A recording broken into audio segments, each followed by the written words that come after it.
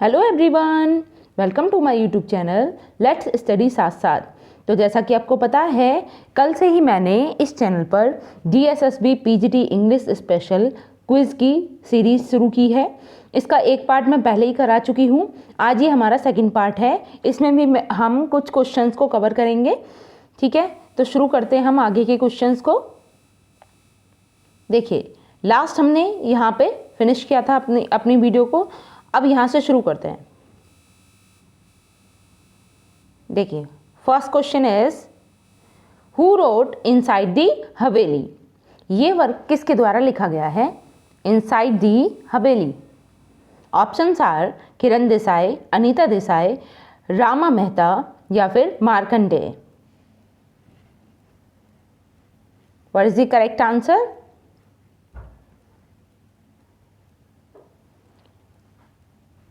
Yes, the right answer is Rama Mehta. देखिए, ये basically अब जो क्विज चल रहे हैं ये ज़्यादातर आपको इंडियन राइटर्स बेस्ड क्वेश्चंस मिलेंगे।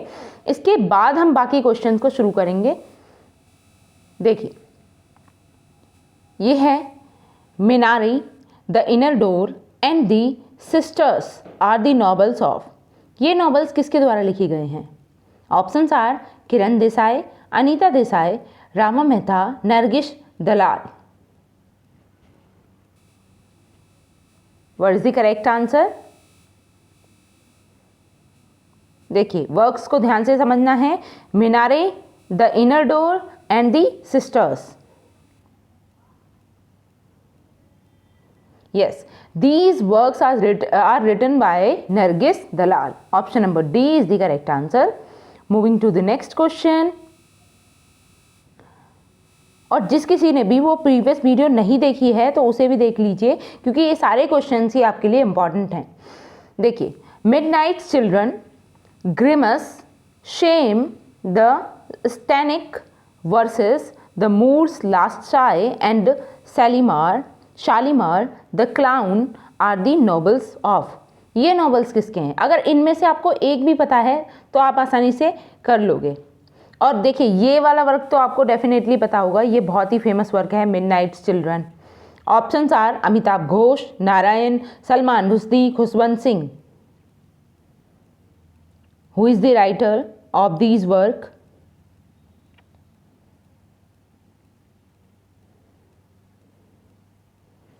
सोचिए, आंसर कीजिए।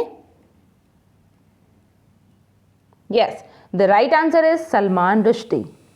Option number C is the correct answer. Moving to the next. Yes, इसे देख लेते हैं।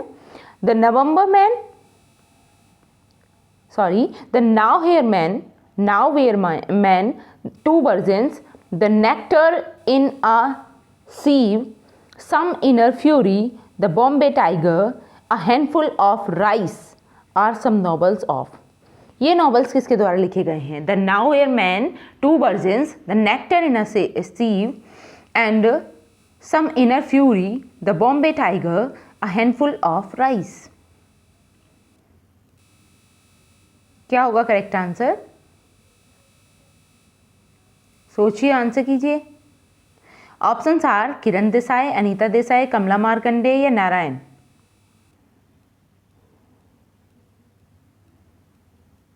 What is the correct answer? Yes, इसका जो राइट आंसर है वो है option C, Kamala Markandaya. Now moving to the next.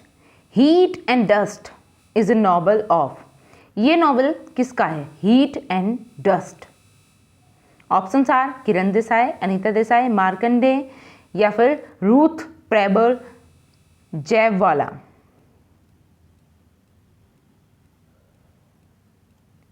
क्या होगा राइट आंसर?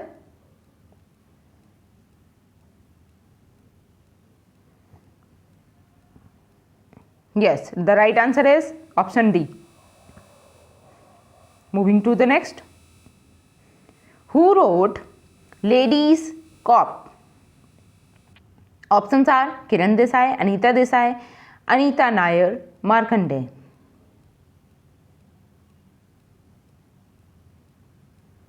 सोचिए, आंसर कीजिए।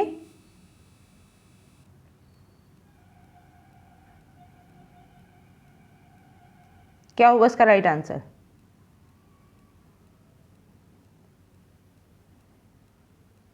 Yes, the right answer is option C, Anita Nair. ठीक है, option number C is the right answer. Moving to the next, storm in Chandigarh. First work ये है, storm in Chandigarh, rich like us, a situation in new Delhi and a time to be happy are the novels of. ये novels किसके हैं? ध्यान से समझना है।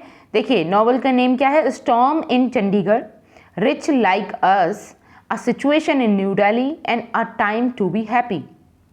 Options are Kiran Desai, Anita Desai, Markandaya, Nayantara Sahgal. What is the correct answer?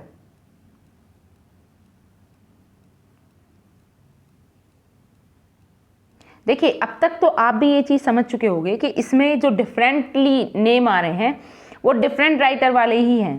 ठीक है, तो बेसिकली ये जो नॉवेल्स हैं वो भी किसके द्वारा लिखे गए हैं? Nayantara Sahgal. Option number D is the right answer. Next चलते हैं, the autobiography of Nayantara Sahgal is. Nayantara Sahgal ji की जो ऑटोबायोग्राफी है उसका क्या नाम है? My story, my experiment with truth, selective memories, prison and chocolate cake. What is the correct answer? देखिए, इसे तो सभी को पता है, माई एक्सपेरिमेंट विथ ट्रूथ किसकी है? ठीक है, महात्मा गांधी जी की है। माई स्टोरी जो ऑटोबायोग्राफी है वो किसकी है? ये कमला दास जी की है। ठीक है, अब आपके पास दो ऑप्शंस बचते हैं, इन दो ऑप्शंस में से कौन सा राइट होगा ये सोचिए, सेलेक्टिव मेमोरीज या फिर prison and chocolate cake. Nayantara Sahgal, yes, इनकी जो ऑटोबायोग्राफी है उसका नेम है प्रिजन एंड चॉकलेट केक। ठीक है, option number D is the correct answer. Next चलते हैं, the difficult daughters, a married woman and home are the novels of. देखिए, ये नॉवेल्स किसके हैं? डिफिकल्ट डॉटर्स है, अ मैरिड वुमन है and home. Options are Kiran Desai, Manju Kapur, Markandaya या Nayantara Sahgal. Who is the writer of these works?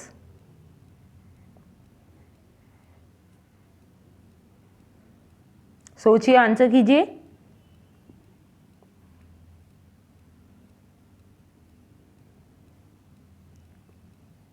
Yes, the right answer is Manju Kapoor. Option number B is the correct answer. Moving to the next, who wrote The Thousand Faces of Night? The Thousand Faces of Night किसका work है? The Thousand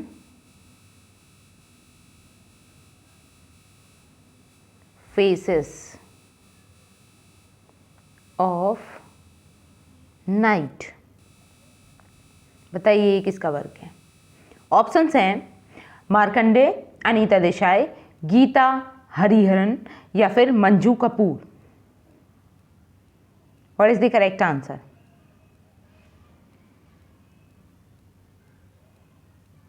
सोचिए, answer कीजिए, क्या होगा इसका right answer?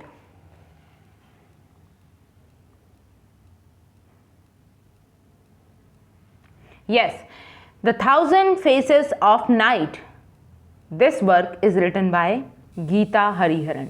Option number C is the correct answer. Moving to the next, the writer of train to Pakistan, याद है हमने लास्ट वीडियो में ये क्वेश्चन कवर किया है, ट्रेन टू पाकिस्तान के राइटर कौन है? Has also written one of the following novels, which one? बताइए, इनमें से भी एक नॉवल उनके द्वारा लिखा गया है। सबसे पहले तो आपको ये ध्यान में रखना है कि ट्रेन टू पाकिस्तान किसके द्वारा लिखा गया था?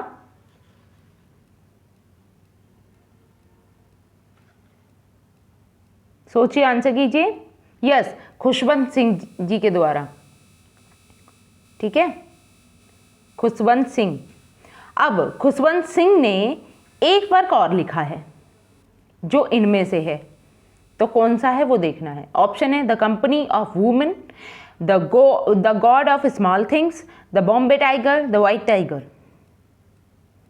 What is the correct answer?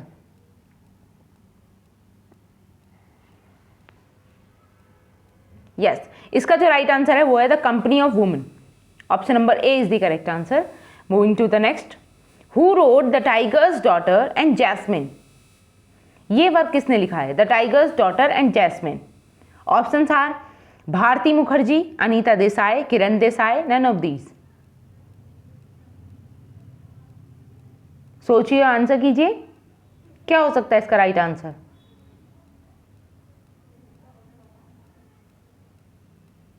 The tiger's daughter and Jasmine. Yes, the right answer is Bharati Mukherjee. Option number A is the correct answer.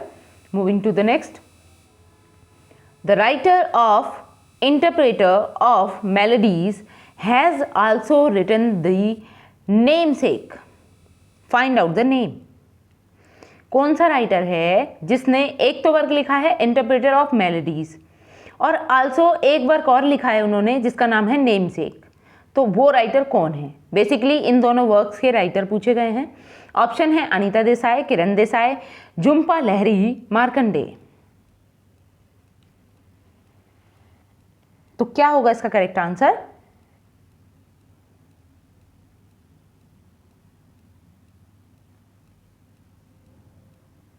सोचिए, आंसर कीजिए। यस, इसका जो राइट आंसर है वो है Jhumpa Lahiri. Moving to the next,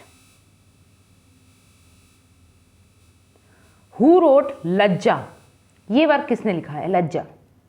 option are Anita Desai, Jhumpa Lahiri, Taslima Nasrin, Markande.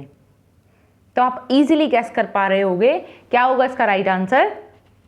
देखिए, जिन works के नाम आपने अभी सुने ही नहीं होंगे, इस तरीके के वर्क्स इन क्विज में हैं तो बहुत ही इंपॉर्टेंट हो जाते हैं क्योंकि इस तरीके के क्वेश्चन ही ज़्यादा पूछे जा रहे हैं।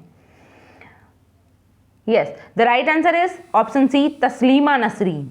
ठीक है, लज्जा वर्क जो लिखा है वो तस्लीमा नसरीन ने लिखा है। Now next, who road I shall not hear the Nightingale? देखिए, नाइटिंगेल एक ऐसी बर्ड है जिस पे काफ़ी सारे वर्क लिखे गए हैं। बहुत सारे फेमस राइटर्स ने भी नाइटिंगेल पे वर्क लिखे हैं, तो ध्यान में रखना है इसे भी। किसने लिखा है ये, I shall not hear the nightingale? Option are Khushwant Singh, Salman Rushdie और अमिताभ घोष, या none of these. Who is the writer?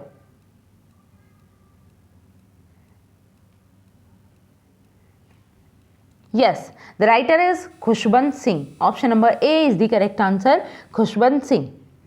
Now moving to the next. देखिए, आज़ादी is a popular novel of. आज़ादी नाम का जो बहुत ही फेमस नॉवल है वो किसके द्वारा लिखा गया है, आज़ादी? ऑप्शंस आर खुशवंत सिंह, सलमान रुश्दी, अमिताभ घोष और हैं चमन निहाल।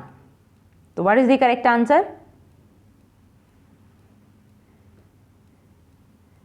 Yes, option number D is the right answer. Now moving to the next, who wrote a suitable boy and the golden gate? देखिए, दो वर्क हैं यहाँ पे, a suitable boy and the golden gate. तो ये किसके वर्क्स हैं?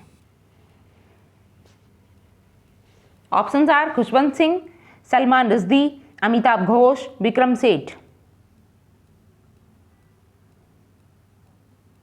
What is the correct answer?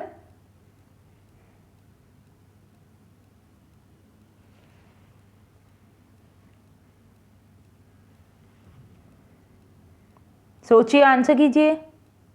Yes, the right answer is Vikram Seth. Option number D is the correct answer. Next is the last tiger is a novel of. तो ये work किसका है? ध्यान रखिए, ये लॉस्ट टाइगर नहीं है, ये लास्ट टाइगर है। The last tiger is the novel of. Options are Khushwant Singh, Salman Rushdie, Amitabh Ghosh, Ruskin Bond. What is the correct answer?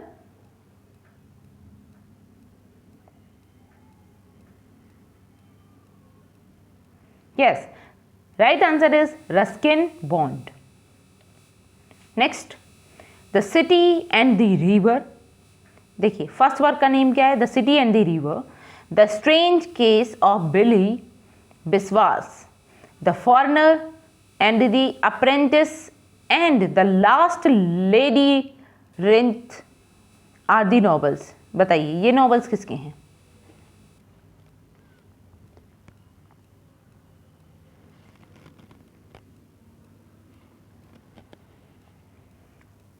The city and the river, the strange case of Billy Biswas, the foreigner, the apprentice and the last labyrinth. Options are Khushwant Singh, Salman Rushdie, Arun Joshi, none of these. What is the correct answer?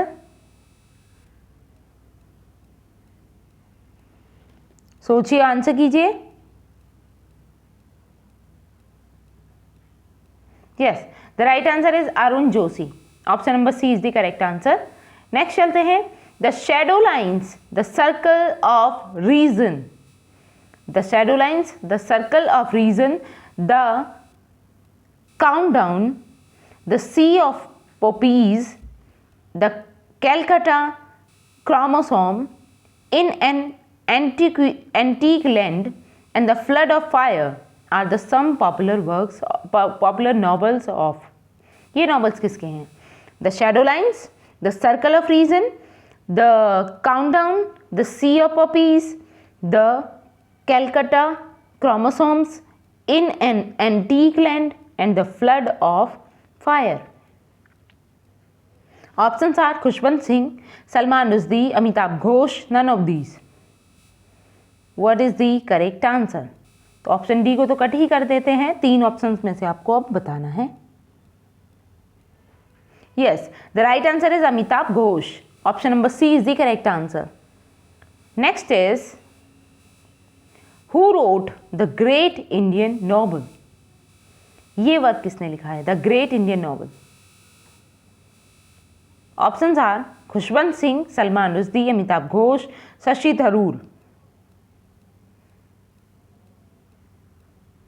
The great Indian novel is written by Shashi Tharoor. ठीक है, option number D is the right answer. Next, a fine balance, family matters, and such a long journey are some popular works of. These are the works written by. A fine balance, family matters, and such a long journey. Options are Khushwant Singh, Salman Rushdie, Amitabh Ghosh, Rohinton Mistry. What is the correct answer?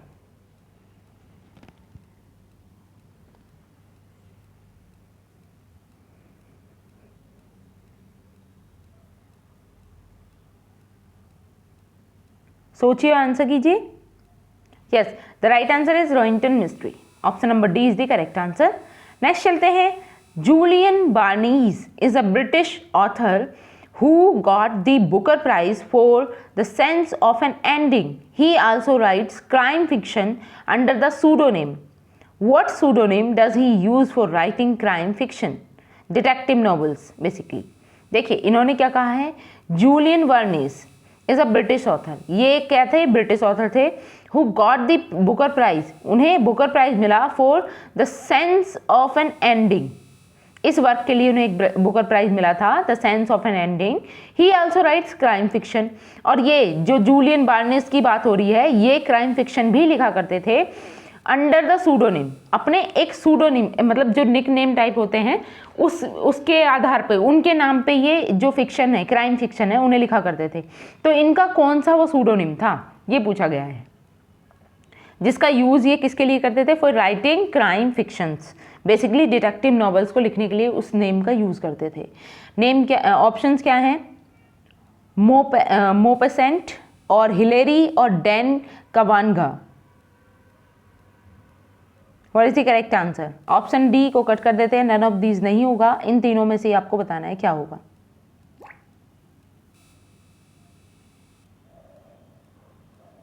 सोचिए, answer कीजिए।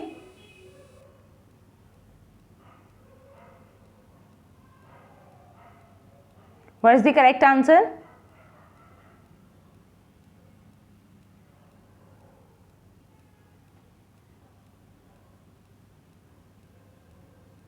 Yes, इसका जो right answer है वो है option C, Dan Kavanagh. Next है the Pulitzer prize of fiction is given to an American author preferably dealing with. Options are contemporary reality, American life, British life या Wessex life. देखिए जो Pulitzer prize था fiction के लिए वो दिया गया था एक अमेरिकन ऑथर को, और ये प्रीफरेबली किस फील्ड में वर्क करते थे या इनका ये बेसिकली कौन थे, किससे रिलेटेड थे, कंटेम्प्रेरी रियलिटी से, अमेरिकन लाइफ से, ब्रिटिश लाइफ से, वेसेक्स लाइफ से.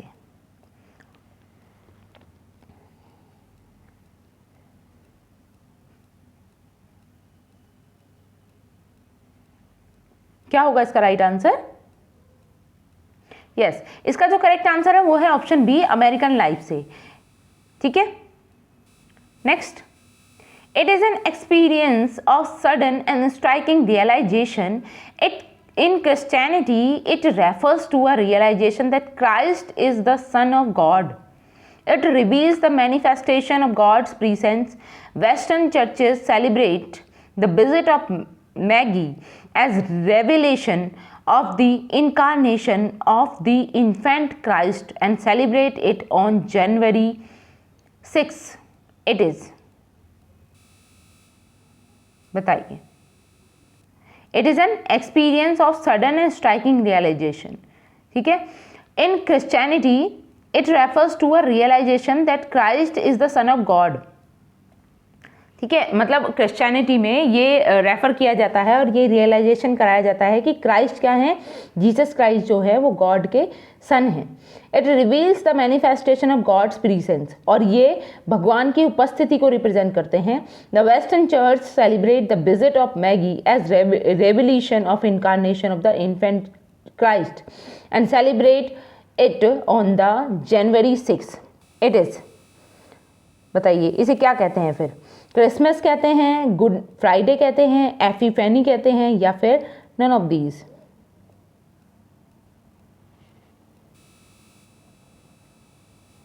सोचिए, आंसर कीजिए. Yes, it is none as epiphany. ठीक है, option number C is the correct answer. Now next, what is euphony? Euphony किसे कहा जाता है? ऑप्शंस हैं pleasant sound, serious sound, bitter sound, mixed sound. क्या होगा इसका राइट आंसर? यूफोनी. किस तरीके की साउंड को हम यूफोनी बोलते हैं?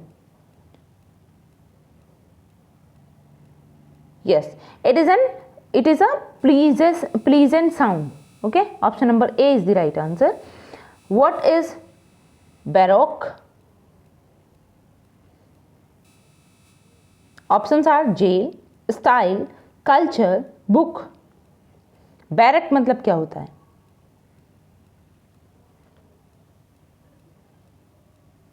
Yes, it is related to style. Option number B is the right answer. Who wrote metafiction? The theory and practice of self-conscious fiction. बताइए कौन है राइटर इसका? Metafiction, the theory and practice of self conscious fiction.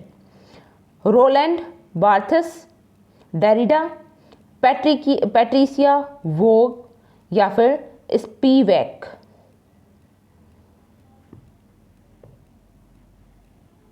What is the correct answer? Yes, the right answer is Patricia Waugh. Option number C is the correct answer. Moving to the next. Which Augustan poet's epitaph reads? कौन सा Augustan as का poet है जिसके epitaph पे ये लिखा हुआ है? For one who would not be buried in Westminster Abbey, heroes and kings you distance keep. In peace let one poor poet sleep, who never flattered folks like you. Let Horace blush and Virgil too. बताइए. Options है Alexander Pope, शैली, Keats, Swift. तो सबसे पहले तो आप option में इस तरीके से अंदाज़ा लगा सकते हैं कि क्या ये चारों पोएट्स अगस्टन एज से ही बिलोंग करते हैं, क्योंकि इसमें कहा गया है कि अगस्टन एज से रिलेटेड पोएट है वो, जिसके एपिटाफ पे ये लिखा हुआ है। और लाइन्स हैं, for one who would not be buried in Westminster Abbey, heroes and the kings your distance keep, in peace let one poor poet sleep, who never flattered folks like you, let Horace blush and Virgil too.